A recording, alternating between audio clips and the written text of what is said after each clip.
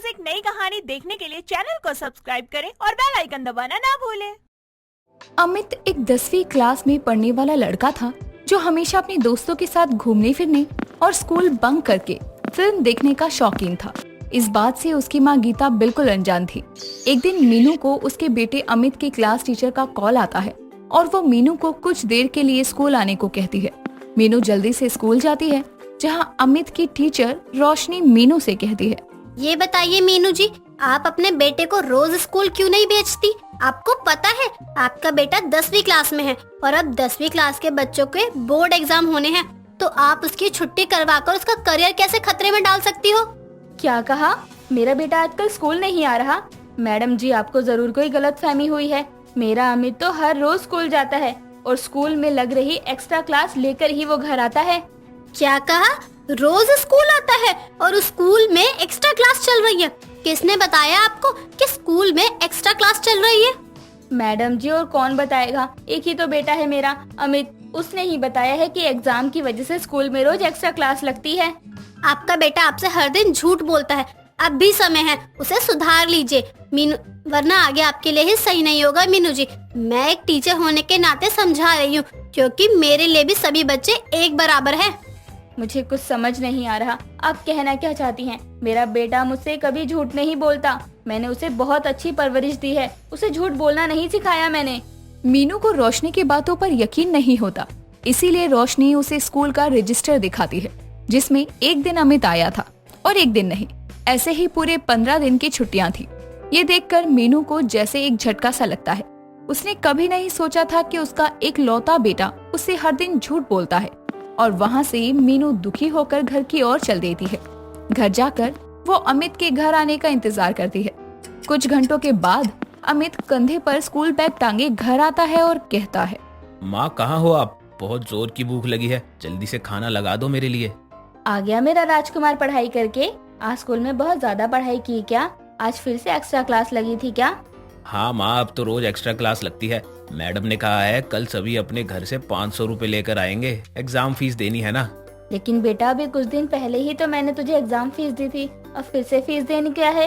अरे वो तो पहले एग्जाम के थे ना, अब दूसरे एग्जाम के है। अब एक महीने में 3-4 एग्जाम होते हैं, तो आपको नहीं पता यार। और कितना झूठ बोलेगा बेटा? तेरी माँ अब और झूठ नहीं सह सकती। माँ, ये आप क्या कह रही हैं? भला मैं आपसे झूठ क्यों बोलूंगा? आपको पता है ना, मैंने आज तक आपसे कोई झूठ नहीं बोला। आज रोशनी मैडम ने मुझे स्कूल बुलाया था, यही बताने कि आजकल तुम स्कूल नहीं जा रहे हो, और अब मैं किसकी बातों का भरोसा करूं? मीनू की बात सुनकर अमित के होश उड़ जाते हैं कि अब उसकी माँ को सब सच पता चल जाएगा। और फिर से अमित अपना नाटक शुरू कर देता है ताकि उसकी माँ फिर से उस पर भरोसा करे। लेकिन मीनू अब अमित की बातों पर भरोसा नहीं करती और उसे कहती है, बस अब और बहाने करने की जरूरत नहीं है। तुझे स्कूल जाना पसंद नहीं है ना? ठीक है, कल से तो स्कूल नहीं जाएगा। स्कूल क्या, घर से बाहर ही नहीं जाएगा। अब से तो घर में ही बंद रहेगा। माँ, आप ये क्या कह रही हैं? मैं एक लड़का हूँ, आप मुझे एक कमरे में बंद करके नहीं रख सकती। जब तुम झूठ बोल सकते हो तो मेरी मर्जी से तुम घर में कैद भी रह सकते हो। बस अब जाओ कमरे में, वरना मैं खुद कमरे में बंद करके आऊंगी तुम्हें। माँ, मैं अभी बच्चा हूँ ना, तभी आप मुझे डांट रही हैं और अपनी मर्जी चला रही हैं। वही बात है ना, हमारी कोई इज्जत ही नहीं है, ना घर पे माँ बाप इज्जत देते हैं और ना स्कूल में टीचर। चुपचाप कमरे में बैठो। तुम मेरी इजाजत के बिना घर से एक पैर भी बाहर नहीं निकाल सकते। इतना कहकर अब मीनू अमित को उसके कमरे में बंद कर देती है। अमित खुद से रोता हुआ कहता है, आज अगर मैं बड़ा होता तो मैं खूब पैसे कमाता और सबका मुंह बंद हो जाता। बड़े लोग घूमते हैं, मजे करते हैं, उन्हें कोई कुछ नहीं कहता है, लेकिन बच्चों को हर कोई मारता है, सुनाता है। काश मैं जल्दी बड़ा हो जाऊं। इतना कहकर ही वो रोते हुए सो जाता है। अगली सुबह जब अमित की आंखें खुलती है तो उसे अपने कपड़े बहुत टाइट और छोटे लगते हैं और उसके पैर भी अब लंबे हो चुके थे। ये सब देखकर उसे बहुत अजीब लग रहा था, इसीलिए वो उठकर जल्दी से शीशे के पास जाता है और देखता है कि वो अब बड़ा हो चुका था। ये सब देखकर वो हैरान था और खुद से कहता है, ये क्या, अब मैं इतनी जल्दी इतना बड़ा कैसे हो गया? यानी मेरा सपना हकीकत में बदला है। क्या मैं सच में एक बड़ा इंसान बन गया हूँ? अब मुझे स्कूल नहीं जाना पड़ेगा, कोई मुझे डांटेगा नहीं, कोई मुझे कुछ नहीं कहेगा, ना ही कोई रोकेगा, ना ही कोई टोकेगा।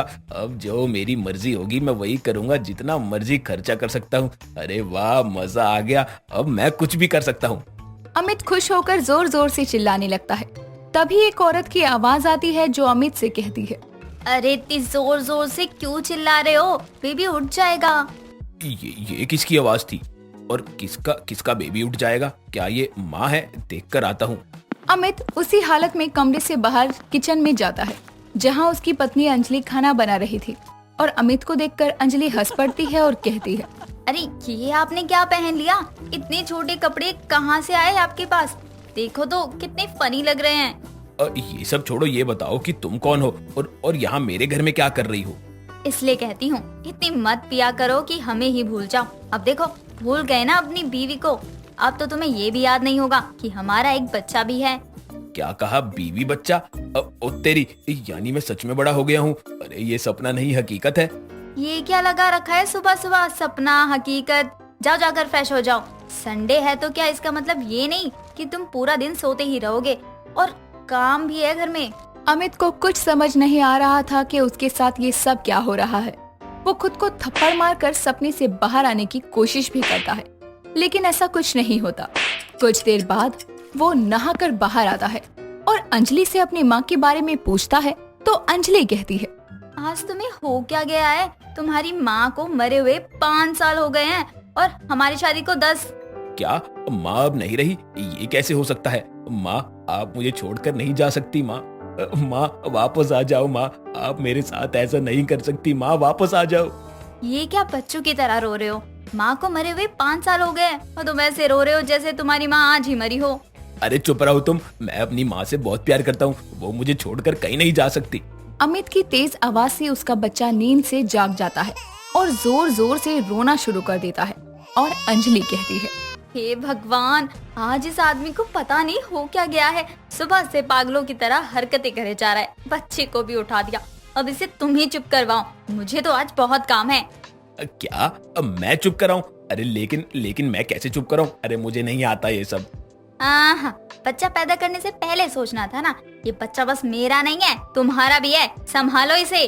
इतना कहकर अंजलि वहाँ से अमित को बच्चा देकर चली जाती है और अमित भी उस बच्चे के साथ बच्चों की तरह रोने लगता है और कहता है, मुझे वापस जाना है अपनी माँ के पास। मुझे नहीं होना बड़ा, मुझे मेरी माँ के पास जाना है। मैं कभी झूठ नहीं बोलूंगा, रोज स्कूल जाऊंगा, पढ़ाई करूंगा। मुझे वापस जाना है। अमित ये बोलकर जोर जोर से रो रहा था। तभी उसे महसूस होता है कि जैसे कोई उसे जोर जोर से झिंझोर रहा है और एकदम से उसकी आंखें खुलती है और वो अपने सामने अपनी माँ को देखता है जो उससे बड़े ही प्यार से कहती है, क्या हुआ अमित बेटा? इतनी जोर जोर से क्यों चिल्ला रहे हो? कोई बुरा सपना देखा क्या? माँ, ये आप हो ना? मैं वापस आ गया घर, माँ के पास। माँ। अमित अपनी माँ को अपने सामने देखकर उसे गले लगा लेता है और माफी मांगता है। जो कुछ भी उसने बीते घंटों में देखा था वो एक सपना था, ना कि हकीकत। दोस्तों, इस कहानी से जुड़ा ये सवाल है कि क्या आपने भी कभी कोई ऐसा सपना देखा है जो वक्त रहते सच हुआ हो? सुरेश अपनी बेटी संध्या को समझा रहा होता है और बोलता है, बेटा देख, मैंने ना तेरी शादी तय कर दी है और तू मना क्यों कर रही है बेटा शादी के लिए? इतनी मुश्किलों से तेरे लिए इतना अच्छा रिश्ता आया है। पापा, आप क्यों नहीं समझ रहे हैं? मुझे अभी शादी नहीं करनी है और इतनी जल्दी शादी करके क्या होना है? मेरी शादी आप 2-3 साल बाद भी करवाना, पक्का। तब मैं मना नहीं करूंगी आपको शादी के लिए। बेटा, मेरी इतनी तबीयत खराब रहती है, क्या पता मैं कब तक रहूंगा। इसलिए मेरी ये आखिरी इच्छा ही समझ ले और शादी के लिए मान जाना। तेरी शादी हो जाएगी तो मैं भी खुश हो जाऊंगा। पापा, अगर मैं यहाँ रहूंगी तो आपको क्या खुशी नहीं होगी? मुझे इस घर से भेजने के बाद ही आपको खुशी होगी ना? पापा, आप क्यों जिद कर रहे हो? मैं नहीं करूंगी शादी। बेटा, मैं तुझे इस घर से भेजने के लिए तेरा रिश्ता तय थोड़ी कर रहा हूँ, बल्कि मैं तो चाहता हूँ कि तेरा घर बस जाए और तू खुशी खुशी अपनी आगे की जिंदगी जिए। और मैंने तेरी शादी के लिए बहुत कुछ सोचा है। और तुझे पता है, तेरी माँ के इतने सारे गहने लॉकर में रखे हैं और वो तेरी शादी के बाद तुझे ही मिल जाएंगे सारे। माँ के गहने लॉकर में हैं, तो आपने मुझे आज तक दिखाए क्यों नहीं? आपको पता था ना मुझे गहनों का कितना शौक है, और शादी के बाद क्यों मिलेंगे? उससे पहले क्यों नहीं मिल सकते? तुम्हारी माँ ने मुझसे जाते वक्त ये वादा लिया था कि जब तुम्हारी शादी होगी तो शादी के 1 साल बाद मैं वो सारे गहने तुम्हें दे दूं।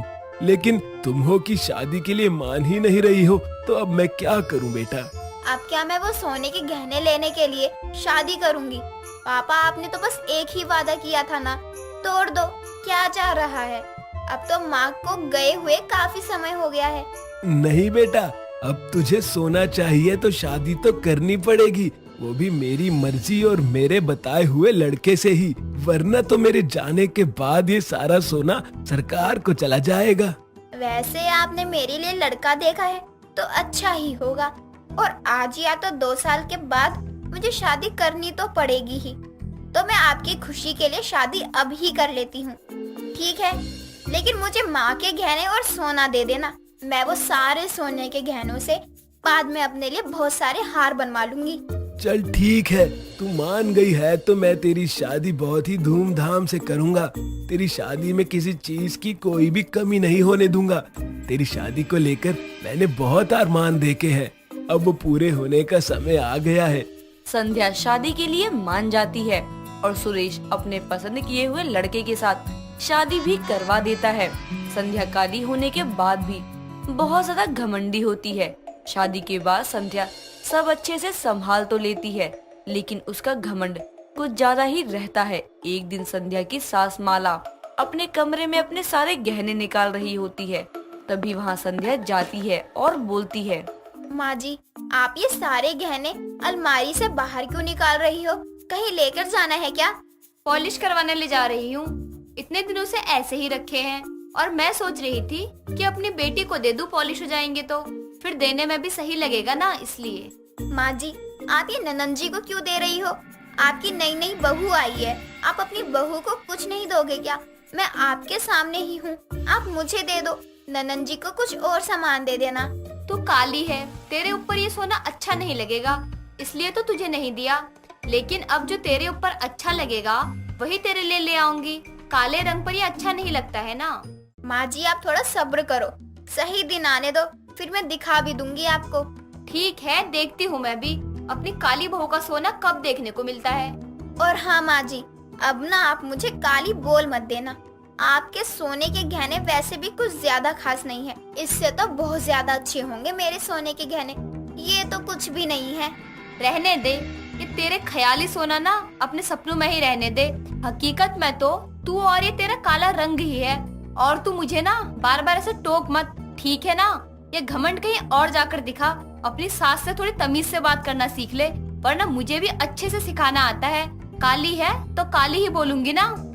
माला इतना बोलने के बाद चली जाती है, लेकिन संध्या को अपनी सास के बार बार से अपने रंग के ऊपर काली होना सुनना ये बिल्कुल भी पसंद नहीं आता है, और वो भी अपनी सास के तानों का उन्हें बराबर जवाब देती रहती है।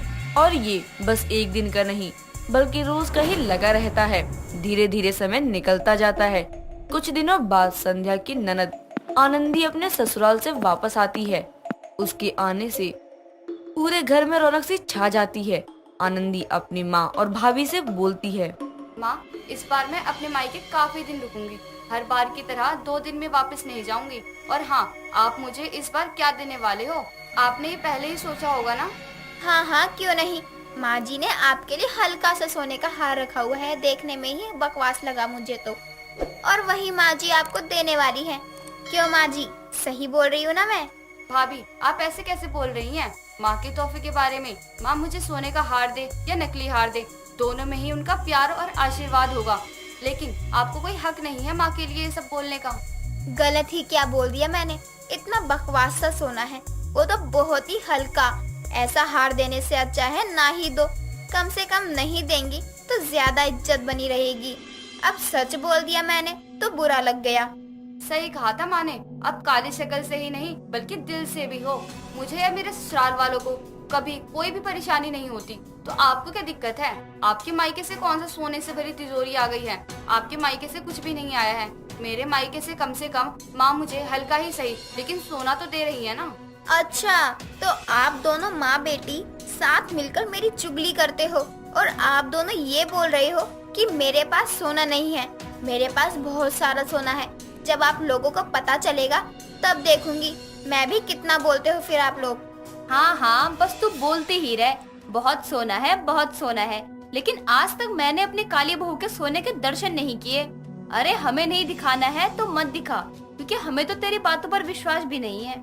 और नहीं तो क्या, अगर होता ना भाभी के पास सोना तो अब तक दिखा चुकी होती। जितना ही बोलती है ना उतना है नहीं, बस काले होने का पता नहीं इनको कितना घमंड है। रुक जाओ, अब तो आपको मैं अपना सोना दिखा ही दूंगी।